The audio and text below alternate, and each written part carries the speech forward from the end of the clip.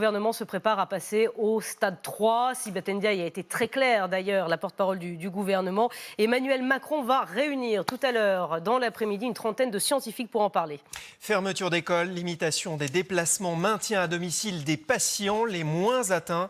Voici ce qui pourrait changer avec ce stade 3, avec Justine Sago.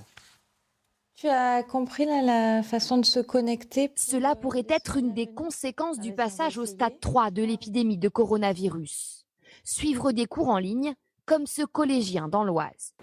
Car en franchissant ce nouveau stade, il s'agit désormais de limiter l'impact du virus et les établissements scolaires pourraient être fermés, cette fois au niveau national. Autre conséquence, dans les transports en commun, des lignes et des gares pourront être aussi fermées pour limiter au maximum les déplacements collectifs. Le plan du gouvernement prévoit aussi un dispositif pour éviter des pénuries sur des produits de première nécessité, avec une surveillance accrue sur les prix. Au niveau sanitaire, il faut éviter l'engorgement des hôpitaux particulièrement mobilisés.